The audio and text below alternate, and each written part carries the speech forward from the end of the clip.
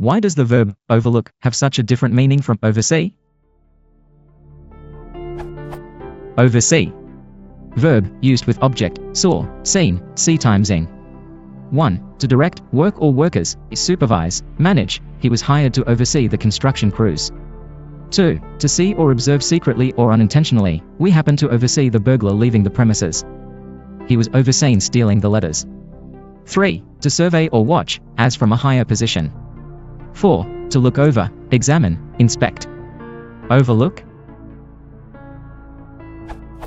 Verb used with object, E1. To fail to notice, perceive, or consider, to overlook a misspelled word. 2. To disregard or ignore indulgently, as faults or misconduct. Only a parent could overlook that kind of behavior. 3. To look over, as from a higher position, a balcony that overlooks the ballroom.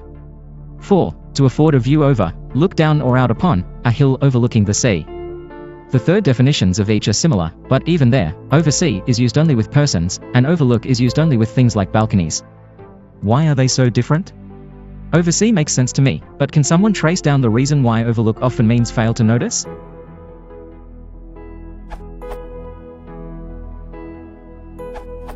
Some basis here. Just because you look, in the sense of pointing your eyes in the object's general direction, at something does not mean you see, in the sense of to perceive. When you look at a forest, do you see each single tree? Probably not. Also, see has the idea built in of looking at a detail, whereas look has more of a passive action attached to it.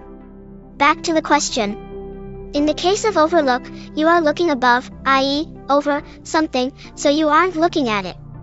Looking above, i.e., over, an object makes you miss seeing it. Your eyes are not pointed at the object. In the case of oversee, the concept is that you are standing, conceptually if not physically, over whatever you are seeing and making sure the object, usually a person, actually does what it is supposed to be doing.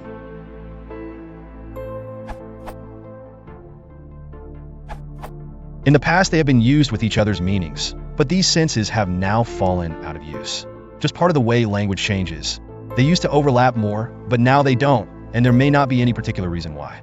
An example from a letter of George Washington to Alexander Spotswood, September 24, 1798.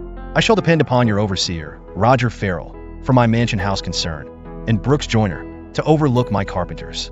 Scanning through the rest of the letters, he seems to use overlook for oversee fairly often, even as here, in the same letter. And for the reverse, from the play The Way of the World by William Congreve, 1700. 'Twas for my ease to oversee and willfully neglect the gross advances made in by my wife, that by permitting her to be engaged, I might continue unsuspected in my pleasures, and take you oftener to my arms in full security. Neither of these senses are current in English anymore.